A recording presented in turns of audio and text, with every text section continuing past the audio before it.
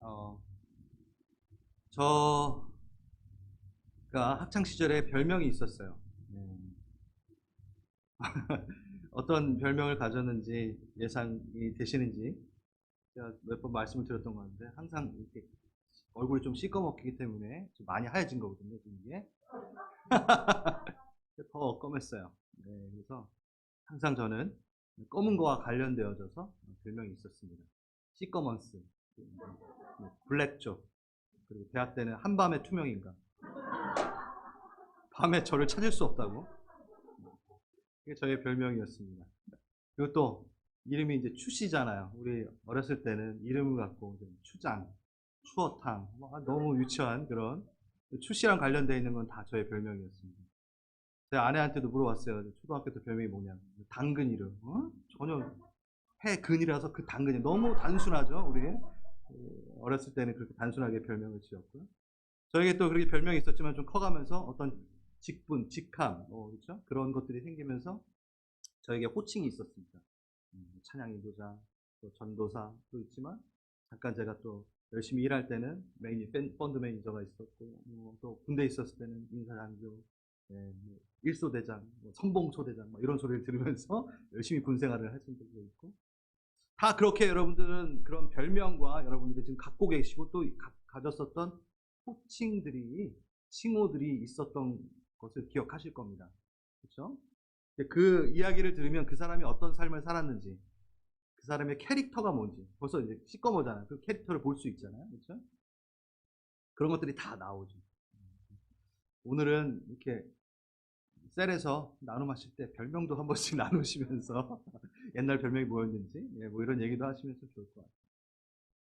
네, 그렇게 칭호가 있습니다. 호칭이 있습니다. 그래서 그 칭호를 들을 때 그 사람의 캐릭터, 그들의 삶, 이런 것들을 볼 수 있죠.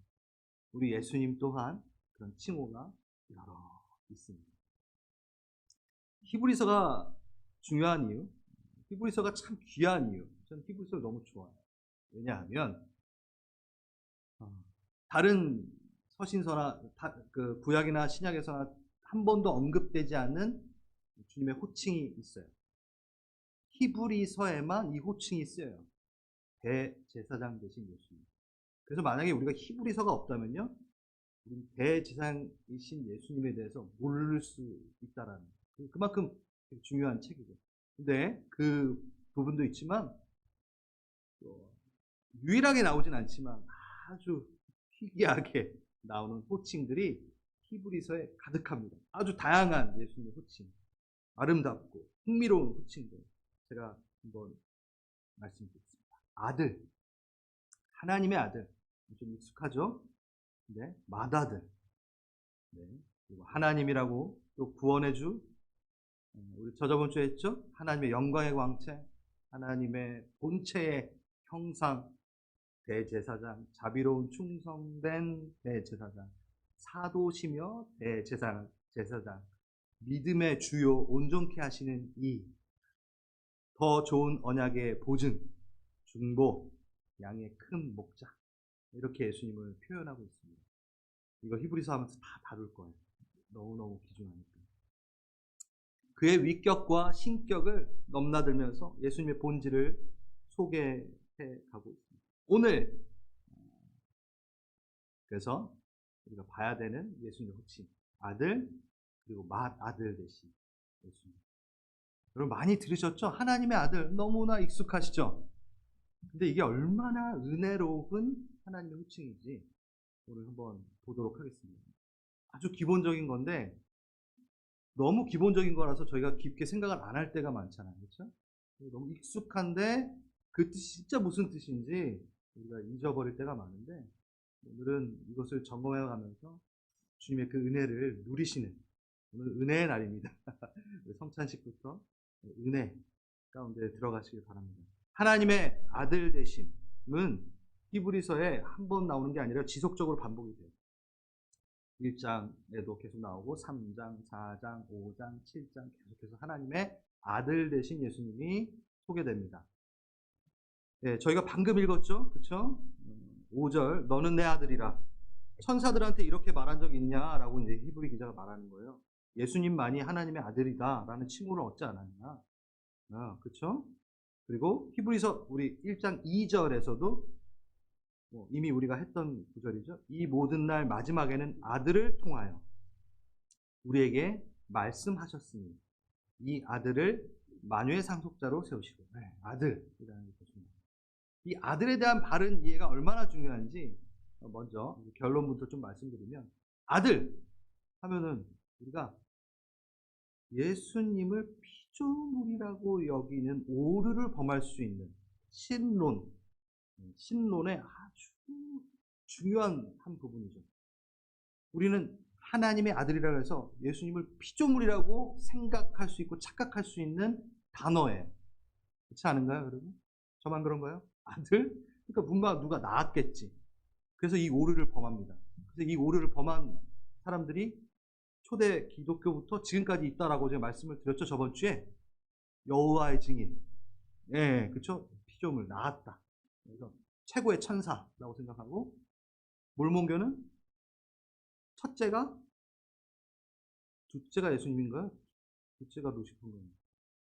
여기 잠깐 안 나왔는데. 아무튼, 첫째가 예수님이다. 이건 지금 저희 이단을 말하는 거예요, 여러분. 그렇다고 생각하는 게 아니라, 몰몬교에서는 첫째가 하나님이 있고 어머니 하나님이 따로 있어요. 뭐 어디서 나타나는지 모르겠지만 갑자기 나타나가지고 낳았어요. 그래서 첫째 아들이 예수님이고 둘째 아들이 루시퍼고.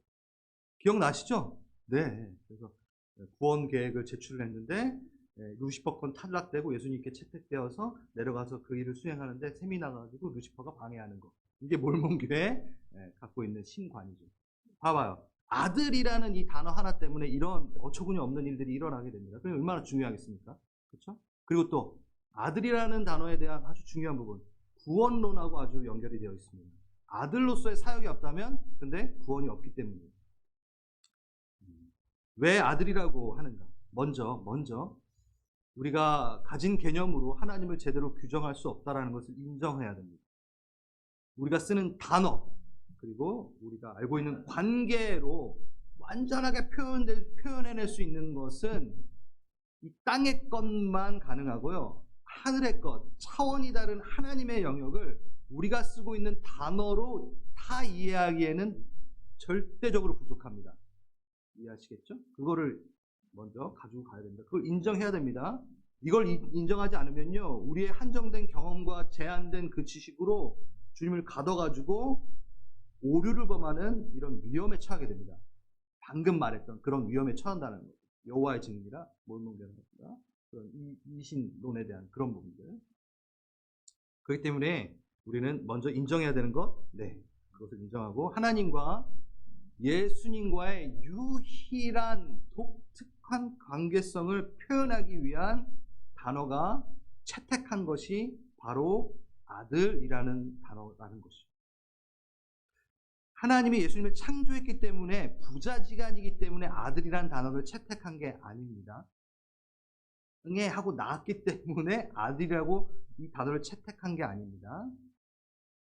잘 들으세요. 이거는요, 삼위일체는 인간 세상에서 찾아볼 수 없기 때문에 가장 친밀하고 가장 끈끈한, 가장 유대가 있는 가장 특별한 관계를 인간 세상에서 찾아서 설명해 보니까 뭐가 가장 끈끈해요? 아버지와 아들의 관계가 어느 관계보다 가장 최고의 관계이기 때문에 그것으로 표현을 한 거예요. 이해되셨죠? 여기에 계십니다, 하나님의 그 삼위일체 관계는. 그런데 이 땅의 개념으로 가장 최고의 것으로 표현해도 이것을 다 이해하고 표현해내지 못하는 거죠.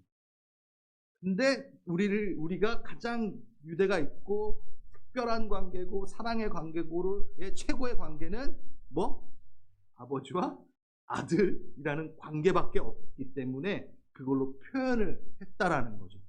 이해되세요? 그러니까 아들이라는 겁니다. 그 아들이시.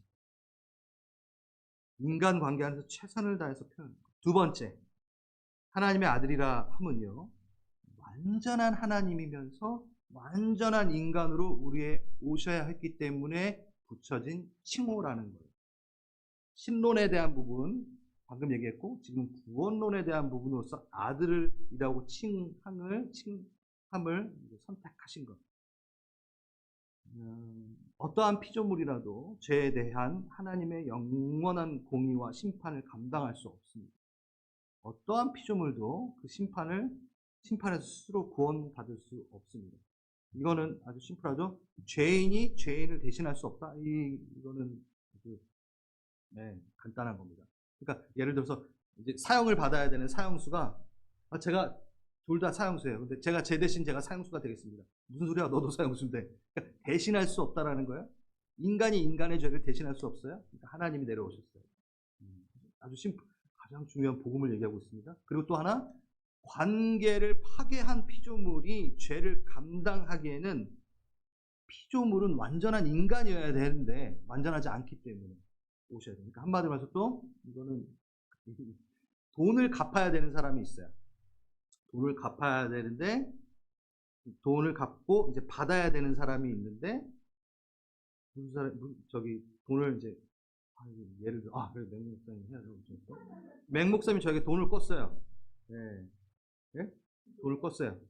그러면은 당연히 우리 맹 목사님이 저한테 돈을 갚아야 되잖아요. 근데 제가 갚겠다고 그러는 거예요. 그러니까 말이 안 된다는 얘기인 거예요. 한마디로 말해서 갚을 수 있는 사람만이 갚을 수 있는 거죠. 그렇죠? 근데 빚진 자가 갚을 수는 없어요. 무슨 소리야? 돈을 준 사람이 갚을 수는 없어요. 그러니까 말이 안 되니까 말이 안 되는 거예요. 아무튼 그래서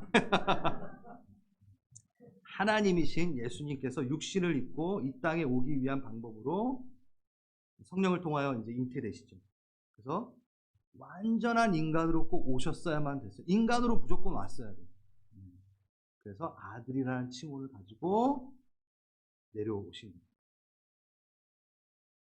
이 부분 뒷부분을 제가 완전히 이제 조금 랩핑하는 부분이 있으니까 아무튼 이러한 이유로 하나님의 아들이심을 인정하고 그것을 믿고 받아들이지 않으면 구원을 얻을 수 없다라는 결론이 나오게 됩니다. 그러니까 하나님의 아들이라는 그 칭호는 그냥 내가 써도 되고 안 써도 되는 칭호가 아니에요. 구원을 내가 얻기 위해서는 하나님의 아들이심을 인정해야 됩니다. 하나님이 나아서가 아니라 그가 죄를 담당하기 위해 내려온 그분. 그 역할을 하기 위해서 우리 이 세상에서 최선을 다해서 사용했던 단어 하나가 아들이라는 단어입니다. 구원자, 아들, 이겁니다. 자, 이제 쌓아져 가면서 더 이해가 되실 겁니다. 아들, 오늘 제목이 뭐죠? 그리고 맏아들, 이 맏아들 또한 아주 중요한 부분이죠. 여러분, 아들이라는 부분들은 우리가 많이 하나님의 아들, 예수 이렇게 할 때 많이 들어보셨겠죠? 그렇죠? 근데 맏아들 대신 예수님에 대한 부분은 저희가 많이 다루진 않았어요. 그 부분 너무 중요합니다. 6절, 또 그가 맏아들을 이끌어 세상에 다시 오게 하실 때에 하나님의 모든 천사들은 그에게 경배합니다. 다시 세상에 어떻게 다시 오시게 될 때 맏아들, 그러니까 지금 세상에 다시 오실 주님을 얘기하고 있어요. 재림의 주님을 얘기하고 있어요. 방금 이 초림의 예수님을 얘기했다면 초림의 예수님으로 오실 때는 무슨 이름으로 오셨죠? 아들. 할렐루야. 아들로 독생자 예수로 오셨어요. 그렇죠? 독생자는 뭔가요? 외아들. 그렇죠? 아들이라는 이름으로 오셨어요. 하나님의 사랑의 크심을 우리에게 표현한 거죠. 아들이 안 오면 우리는 구원을 못 받으니까. 여기까지 우리 방금 한 겁니다. 그런데 이제 승천하시고 다시 오실 때는 무슨 이름? 맏아들의 이름으로 오십니다. 이게 너무 은혜로운 이야기인 거예요. 맏아들. 그냥 아들로 오셔도 되는데, 그냥 독생장 예수로 다시 오셔도 되는데, no. 그렇게 다시 오시면 안 돼요. 꼭 무슨 이름으로 오셔야 돼요? 맏아들로 오셔야 돼요, 이제는. 초림 때는 독생자 예수로, 아들 예수로 오셔도 되지만 다시 오실 때는 십자가를 지시고 부활하시고 그 다음에 다시 오실 때는 마다들로 오셔야 돼요. 누굴 위해서? 우리를 위해서. 여러분, 그냥 그래서 아들, 마다들 이게 아니에요. 주님의 칭호는 다 우리를 위해서 사용하시고 있습니다. 마다들, 재림주로 오실 때는 무조건 마다들로 오셔야 돼요. 왜? 마다들이라는 그 정체성은 뭐가 전제될 때 마다들인가요? 동생들이 있을 때 마다들이라는 칭호를 갖게 됩니다. 독생자가 아니에요. 그냥 외아들이 아니에요. 외아들 대신 예수가 내려오신 게 아니라 초림 때는 외아들 대신 독생자 예수가 오셨습니다. 하나밖에 없는 그 하나님을 아들을 보내셨습니다. 그럴 때 우리는 그 아들 대신 외아들 대신 독생자 대신 예수님의 오신 것을 사랑을 느낍니다. 하나밖에 없는 아들. 그 하나밖에 없는 아들이 십자가에 달리시고 부활하셨죠. 그리고 다시 가셨다가 다시 내려오실 때는 마다들로 오십니다. 마다들은 동생들이 있다라는 전제. 동생들이 누굽니까? 우리입니다. 이건 복음입니다. 그냥 아들, 맏아들 이게 아니라 이 단어 자체가 하나가 변하는 게 엄청난 은혜라는 것을 우리는 알아야 됩니다. 맏아들, 로마서 8장, 고린도서 1장, 히브리서 1장, 계시록 1장에 나옵니다. 먼저 맏아들의 호칭은 하나님으로부터 우리가 창조되었다. 하나님으로부터 우리가 하나님의 형상을 입었다라는 종기성을 부여합니다. 우리가 뭐가 됐죠? 아들이 됐잖아요. 그렇죠? 맏아들이 있으니까 우리는 둘째, 셋째, 넷째 그 아들의 계열에 들어가게 된 거죠. 그럼 누굴 닮은 거죠? 하나님의 형상을 닮은 자라는 거예요. 맏아들이라고 우리가 호칭을 부르죠. 그 안에 속할 때. 그 가족이 되었을 때. 그 다음에 아주 중요한 거. 맏아들의 호칭은 나를 합법적인 아들로 받아들이신다는 뜻입니다. 요한복음에서는요, 독생자 예수가 나와요. 실제로 맏아들이라는 단어 표현이 하나도 없습니다. 복음서에는. 그런데 요한계시록에 딱 들어오면은 무슨 호칭을 쓸까요? 독생자 예수? 안 씁니다. 무슨 호칭? 맏아들의 호칭을 씁니다. 기가 막히지 않나요? 다시 오실 때. 5절, 계시록 1장 5절, 계시록입니다. 제가 읽어드릴게요. 충성된 증인으로 죽은 자들 가운데서 먼저 나시고 땅의 임금들의 머리가 되신 예수 그리스도. 네, 여기서 어딨어 맏아들이 이렇게 하시는데 헬라어로 보면요 프로토토코스, 똑같은 이 맏아들이랑 똑같은 단어를 씁니다. 하나님께 나시고 머리가 되신 예수 할 때 맏아들 대신 예수, 이 프로토토코스를 똑같이 써요. 그러니까 계시록에서는 맏아들이 대신 예수님을 소개하고 있는 맏, 이게 맛이 아니라 처음, 근원, 시작. 그분만이 하나님의 유업을 받을 수 있어요. 그쵸? 그 기업을 상속받게 됩니다. 아들이 상속을 받게 됩니다. 맏아들이 그걸 상속을 받았어요. 아들 대신, 맏아들 대신 그분이 받았습니다. 그 안에 속한 자들은 동일하게 그 상속을 이어받고 누릴 수 있게 되는 거예요. 그래서 맏아들로 오시지 않으면 우리는 상속을 못 받게 됩니다. 맏아들로 오시지 않으면 똑같이 얘기했죠? 그냥 아들로만 오시면 안 돼요. 어느 누구도 상속받지 못해요. 맏아들로 오셔야지만이 그 뒤에 애들이, 뒤에 형제들이 상속을 같이 받게 되는 겁니다. 여러분, 솔직히 이거를 많이 묵상하면요, 이렇게 묵상하다 보면 희죽희죽 웃어야 돼요. 이렇게 막 기쁨이 넘쳐야 돼요. 뭐 아무것도 아닌 나를 상속자로, 영원한 상속자. 거기에 참 부족한데 형제로 어떻게 예수님이랑 다른 형제가 될 수 있지? 이 개념이에요 지금. 여러분 그냥 이렇게 눈만 감아도 웃어야 돼요.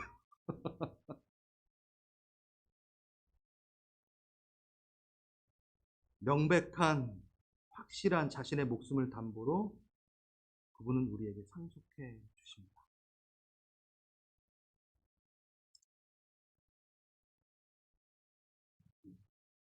여러분 로또 같은 거 해보신 적 있나요?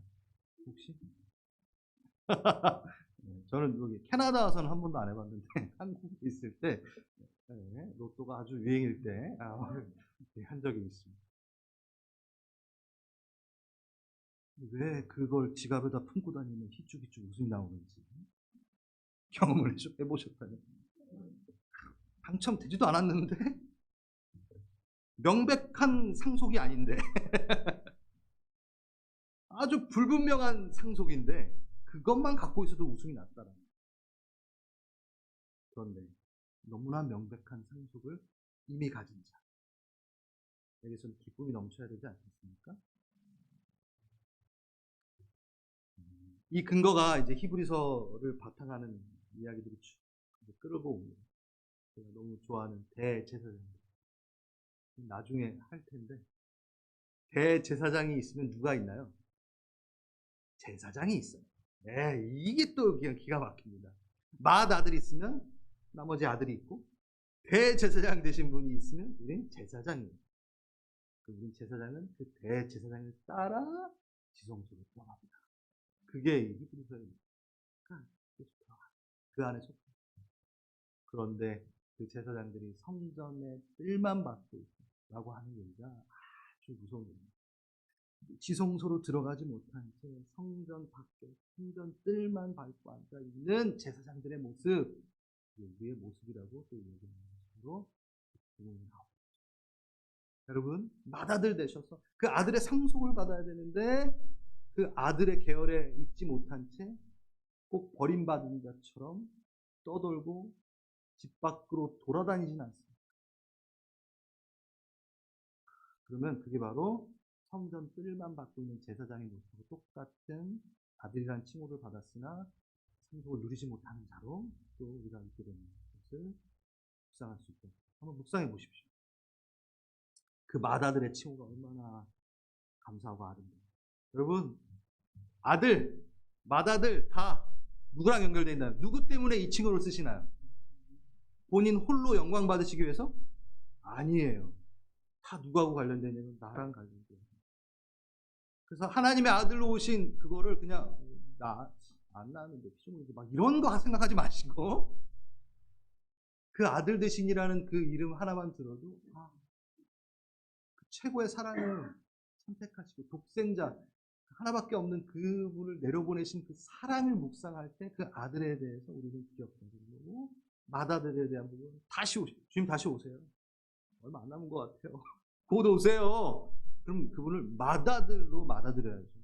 아무 상관없는 그냥 독생자 혼자만 구원받으시는 독생자로 이렇게 하면 안 되고 나를 끌고 올라가기 위해서 맏아들로 오시는 그 주님을 묵상해야 된다. 찬양. 그거가 이어서 하나님의 우편에 앉으신 마녀의 상징. 오늘 설교 제목에는 들어가진 않지만 너무 설교 제목이 길어질 것 같아가지고 여기 이제 13절, 14절 방금 읽었던 부분 한번 보겠습니다.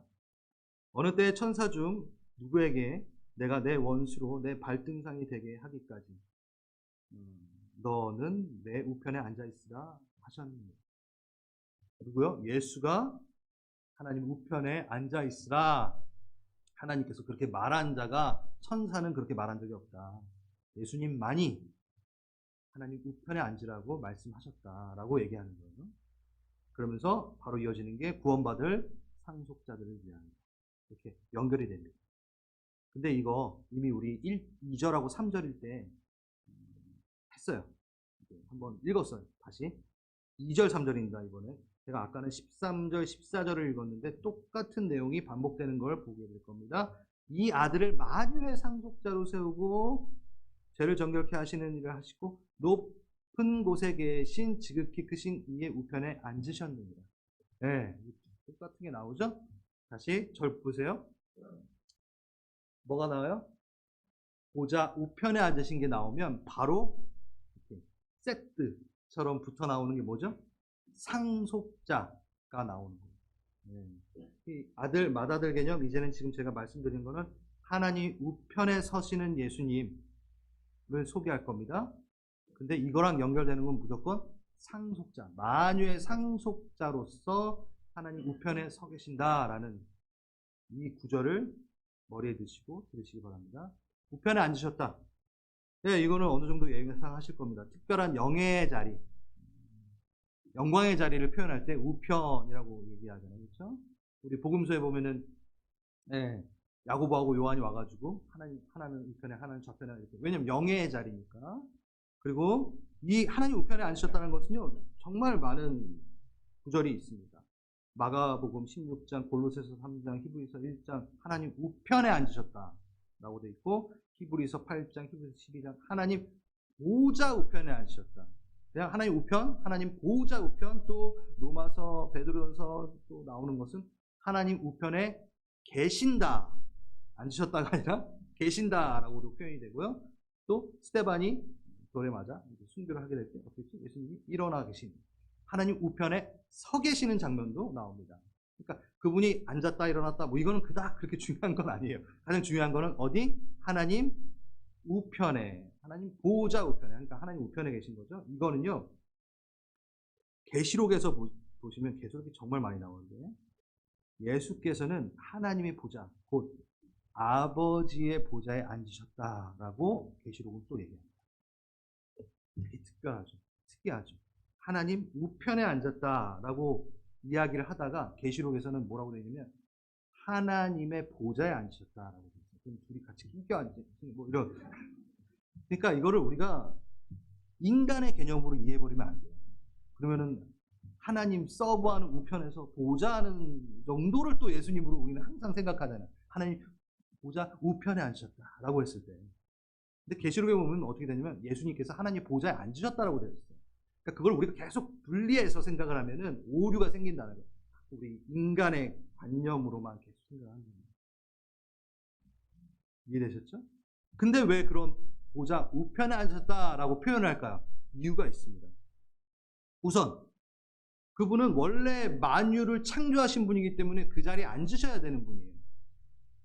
뭐 자격이 없다가 갑자기 앉으신 게 아니라 충분히 자격이 있는데 잠깐 내려오신 거고, 다시 돌아가셔서 그 보좌 우편에 있다라는 건요, 원래 그분의 그 자리로 가신 거야, 이렇게 우리는 생각하시면 돼요. 그렇죠? 원래 그 자리로 돌아가신 겁니다. 영예의 자리. 네, 이 우편에 앉으심이라는 단어를 사용한 이유는, 그 표현을 사용한 이유는 무엇 때문에 이게 꼭 필요했냐면 지상의 사역을 완성하신 사역의 완성을 표현하기 위해서 이 단어를 쓸 수밖에 없었다는 거죠. 뭐요? 이거는 한번 사역의 완성의 표현으로 하나님 보좌 우편에 앉으셨다. 무슨 표현? 사역의 완성의 표현. 하나, 둘, 셋. 사역의 완성의 표현. 이거 해야 되는데. 자, 보세요. 3절 읽어드릴게요. 죄를 정결하게 하신 일을 하시고 높은 곳에 계신 지극히 크신 이의 우편에 앉으셨느니라. 무슨 일을 하시고? 죄를 정결케 하시는 일을 하시고 우편에 앉으셨느니라. 네. 누구 죄를 정결케 하신 건가요? 본인 죄를? 아니, 우리의 죄를. 그렇죠? 자, 달라진 게 있어요. 이제는 하나님 보좌에, 하나님 원래 있었던 자리에서 내려오셨습니다. 그렇죠? 다시 올라가서 앉으실 때는 뭘 해결하시고 다시 올라가서 앉으셨나요? 죄를 다 해결하시고 또 우편에 앉으셨어요. 그렇기 때문에 우편에 앉으셨다는 뜻은 다시 우편에 앉으셨다는 뜻은 사역을 완성했기 때문에 그 우편에 앉으셨다라는 것을 포함하는 것으로 이제는 우리가 기억하고 이해해야 되는 단어라는 거죠. 하나님 우편에 앉으셨다. 이거는 그냥 본인 혼자 이렇게 왔다 갔다 하신 게 아니라 찬양받기 위해서 영예의 자리에 앉으시려고 그냥 혼자 이렇게 우리 홀로 영광 받으셔서, 그렇죠? 이 찬양이 참 좋아요. 그렇죠? 근데 하나님의 입장에서는 나 혼자 홀랑 영광 받기 위해서 한 게 아니라 너네를 영광의 자리로 초청하기 위해서 하나님 우편에 앉아 계시는 거예요. 그 모델로서. 그 자리에 누가 앉아야 되니까? 상속이랑 항상 연결되어 있죠. 여러분 놓치지 마세요. 하나님의 호칭은 다 나 때문에 만드신 거라니까요. 하나님 우편에 앉으셨다는 것은 본인 혼자 이렇게 앉아가지고 영예를 받으시려고 하는 것이 아니라 하나님 우편에 앉으신 본을 보이는 그 자리가 앉아도 되는 자리임을 보여주기 위해, 본이 되기 위해 가서 앉으신 거예요. 그래서 우리를 그 자리에 앉히시기 위해. 우리가 신이 된다는 얘기가 아니라 그 영예의 자리 가운데 우리를 그 만유의 후사로, 상속자로 내가 너를 초청할 거야 라는 표시를 해주시기 위해서 하나님 우편에 지금 앉아 계시다라는 얘기입니다. 이 칭호 누구 때문에 쓰신다고요? 나 때문에 쓰신다. 우리와 함께 앉으시는 거예요. 너무 기분이 좋죠 오늘 이렇게? 네, 너무 아름다운 이 칭호를 얘기하고 있기 때문입니다. 그래서 사도 요한이 이렇게 얘기합니다. 계시록 3장 21절. 이기는 사람은 내가 이긴 뒤에 내 아버지와 함께 아버지의 보좌에 앉는 것과 같이 나와 함께 내 보좌에 앉게 하여 주겠다. 추승호가 막 그냥 한 게 아니에요. 계시록에 분명히 나와 있어요. 내가 아버지와 앉은 거와 같이, 그러니까 모델이 돼야 되고 그게 뭔지 이 땅의 개념으로 설명을 해야 되니까 내가 앉은 것 같이 너희도 앉을 거야. 그게 영예의 자리야. 너는 여기에 우리 안에 들어올 수 있는 아들들이야. 상속자야 라는 걸 표현하기 위해서. 그래서 나와 함께 내 보좌에 앉게 한다. 그리고 바울은 이거를 미리 본 자죠. 셋째 하늘에 올라갔습니다. 그렇죠? 그러니까 이렇게 얘기하는 거예요. 허물로 죽은 우리를 그리스도와 함께 살리셨고 또 함께 일으키사 그리스도 예수와 함께 하늘에 앉히시다. 네. 과거 완료로 써버리고 있어요. 이미 완성된 걸로 쓰고 있어요. 이미 앉아 있는 거예요. 바울의 왜냐면 시공간을 초월하시는 하나님이니까 제가 셋째 하늘에 올라갔을 때 본인이 그냥 하나님의 보좌 옆에 같이 있는 걸 본 거예요. 완성된 그림을 본 거예요. 분명한 미래는 과거 완료로 쓰는 이 히브리 기법으로 그냥 완료가 돼버린 거예요. 그러면 지금 여러분들 또한 상속자요, 그렇죠? 아들들입니다. 후사입니다. 여러분 어디에 앉아 계신 거예요? 예, 갈보리 채플 여기 예배당에 앉아 있긴 하지만 우리는 이미 어디에 앉아 있는 거냐면 하나님이랑 하나님 보좌 우편에 계신 예수님과 함께 짬뽕 돼가지고 연합돼가지고 같이 하나님 옆에 앉아 있어요. 와우! 할렐루야! 그거를 바로 로마서에서는 연합되었다라고 얘기해요. 네가 닌지 내가 낸지 모른다. 이게 바로 성찬식이었던 그거. 오늘 우리가 거기 앉아 있는 거예요. 지금 이 땅에서는 고난이 있고 고통이 있고 위험이 있고 그럴지언정 우리는 그 상속자, 로또를 지갑에 넣고 다니는 것보다 더 큰 기쁨으로 우리는 그 하나님 우편에 앉아있는 자로서 서 있는 것입니다. 사는 것입니다. 누리십시오. 그래서 존 트랩이라는 분은 이런 말을 했어요. 이 상속자와 결혼하여 지금 모든 것을 소유하라. 멋있지 않나요? 네. 이거는 이제 또 신랑과 신부의 관계로 또 표현할 수 있어요. 그럼 정말 예수님은 신랑이고 나는 신부, 나 여자다. 뭐 이렇게 또 생각하면 안 돼요. 이게 힘들어져요. 아까 분명히 말씀드렸습니다. 가장 친밀하고 사랑하는 단계, 관계에 대한 부분들, 그리고 상속이 이루어지고 막 이런 부분에 대해서 우리 개념으로 표현할 수 있는 끝은 아버지와 아들이었을 것이고 신랑과 신부였을 것이고 이걸 사용한 것뿐이지. 네, 그렇죠? 그래서 우리는 이 상속자와 결혼하여 지금 모든 것을 소유하라. 언제? 지금부터 소유하라. 주님과 결혼하셨잖아요, 다들. 그렇죠? 그러면 결혼했는데 우리 부부 결혼한 순간부터 통용해서 쓰잖아요. 이건 내가 산 침대니까 넌 저기 가서 하자. 이렇게 안 하잖아요. 모든 것을 같이 소유하잖아요. 결혼하셨어요? 모든 것을 소유하십시오. 예수 그리스도의 능을, 예수 그리스도의 의를, 예수 그리스도의 기쁨을 이 땅에서부터 소유하십시오. 아멘. 그리고 또 우편에 앉으셨다라고 하는 것은 두 번째 표현, 사역의 지속성의 표현입니다. 이해가 안 되셔도 따라 하십시오. 사역의 지속성의 표현. 시작. 사역의 지속성. 아까는 사역의 완성의 표현, 지금은 사역의 지속성의 표현. 다 끝나셨는데 이제 주님 올라가서 쉬시고 계시죠? 앉으셔가지고 아닙니다. 아닙니다. 우편에 앉으셨다는 것은 여전히 우리를 위해 그 상속자들을 위해 중보하고 계시다라는 뜻도 포함됩니다. 아멘. 이것도 우리를 위해 볼까요? 디모데전서, 히브리서, 로마서, 요한일서 너무 많이 나와가지고 시간이 이게 되면 되지만 다 읽기는 뭐하네요. 그래서 읽겠습니다. 그래도 요 짧게 중보자도 한 분이시오 곧 사람이신 그리스도 예수라. 그리고 히브리서 8장에는 더 좋은 언약의 중보자시니라. 로마서 8장 34절에는 그리스도 예수시니 그는 하나님 우편에 계신 자요 우리를 위하여 간구하시는 자입니다. 우편에서 뭐 하시고 계시다고요? 간구하고 계시고 중보하고 계시다는 거예요. 요한일서 2장 아버지 앞에서 우리에게 대언자가 있으니 곧 의로우신 예수 그리스도시니라. 여러분 우리가 잘 알고 있는 단어죠. 파라클레토스. 누구죠? 성령님을 우리가 얘기할 때 이 파라클레토스를 얘기합니다. 그런데 여기 나왔던 제가 읽었던 게 다 뭐죠? 파라클레토스예요. 그러니까 파라클레토스는 성령님만의 역할이 아니라는 거예요. 성령님은 어디서? 이 땅에서 우리 안에서 중보하고 계시는 거고 예수님은 위에 올라가서 쉬고 계시나요? 아니에요. 파라클레토스. 동일하게 이게 너무나 당연한 게 예수님께서 바톤 터치하고 올라가시잖아요. 누구랑? 예수님, 성령님이랑. 그러면 본인이 하셨던 역할을 성령님께 터치하고 올라가셨으니까 지금 성령님이 하시는 역할은 원래 누구 역할? 예수님이 하고 계셨던 역할이에요. 그러니까 올라가셔서 쉬는 게 아니라 동일하게 그분의 역할을 그대로 또 하고 계신 거예요. 어떻게? 하나님 우편에 앉으셔서 우리를 중보하고 계십니다. 어떻게? 옹호해 주시고 중보기도 해 주시는 거예요. 근데 그것뿐만이 아니라 헬퍼로 도와주시고 위로해 주시고 상담해 주시고 모든 걸 다 하고 있는 거예요.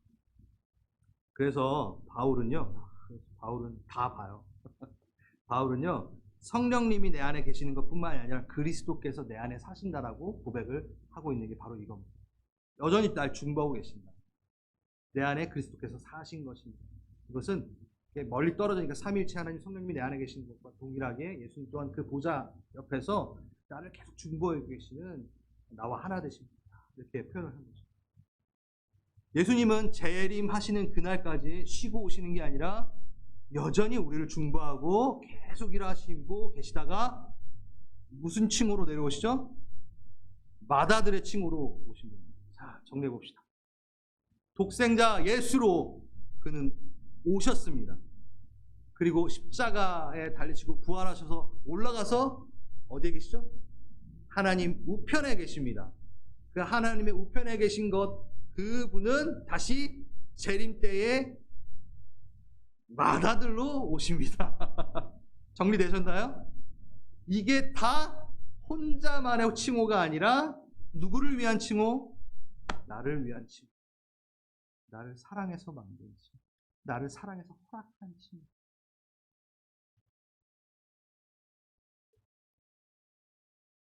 정말 아름다우신 분입니다. 주님은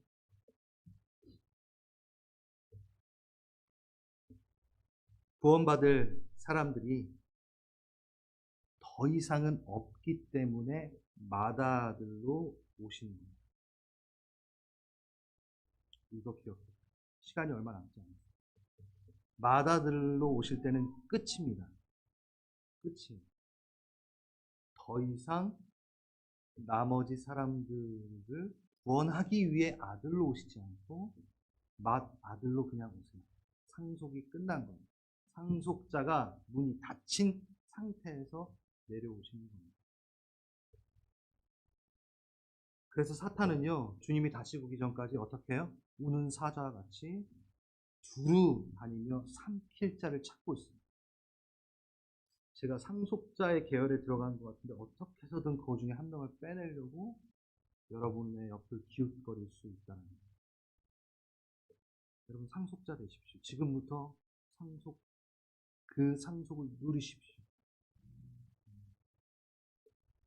그 상속이란 개념은 구원의 의미도 있지만 뭘 상속받았죠? 여러분은 기쁨, 화평, 생명 모든 걸 상속받았지만 무엇보다도 의로움을 상속받으셨습니다. 그렇기 때문에 여러분은 이 땅에서 예수 그리스도의 의로움을 닮은 자로, 둘째로, 셋째로 맏아들을 따라 살아나가십니다.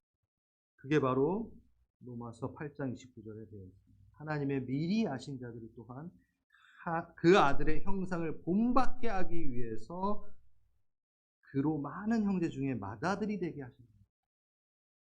이 맏아들이라는 호칭은 어디에도 지금 쓰고 있냐면요, 맏아들의 호칭을 쓰게 하시는 이유는 그를 본받아, 그 형상을 본받게 하기 위해서 이 맏아들을 쓰신 거야 라고 얘기하고 있습니다.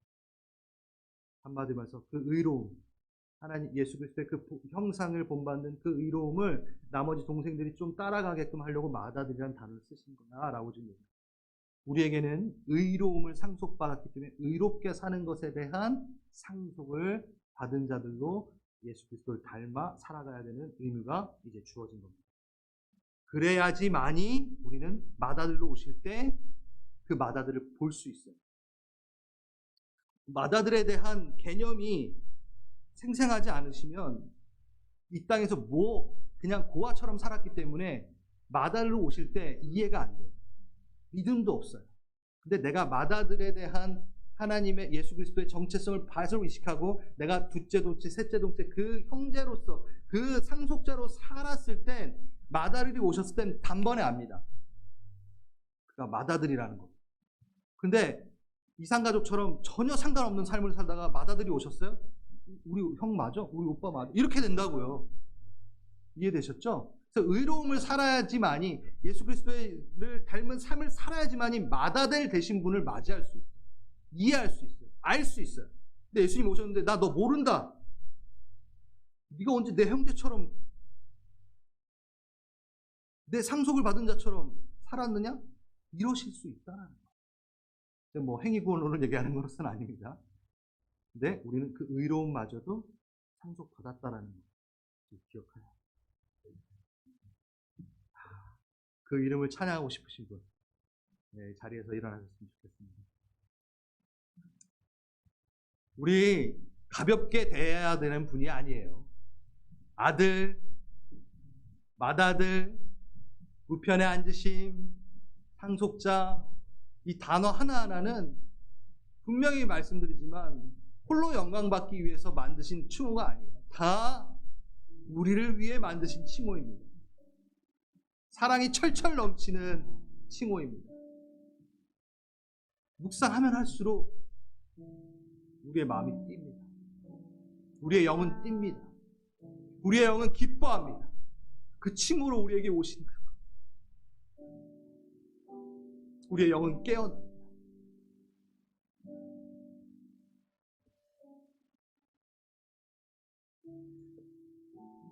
성찬식 할 때 우리가 이 찬양을 했어요. 예수 그 이름 나는 말할 수 없는. 네, 송명희 시인이 작사했던. 송명희 시인 아시죠? 지체장애가 있으신 분.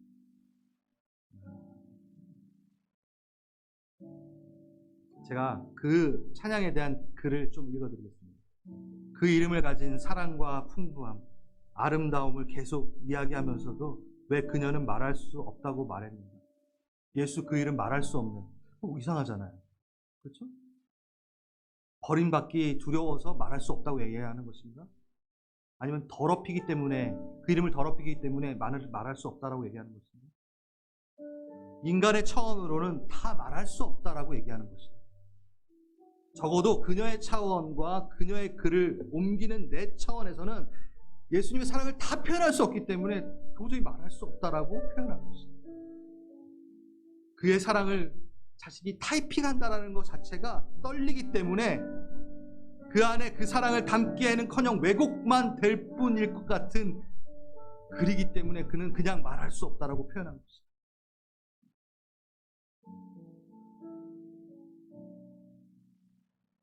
이 죄악된 시대 속에 살면서 그녀의 고백은 얼마나 아름다운가. 차마 나는 말할 수 없다.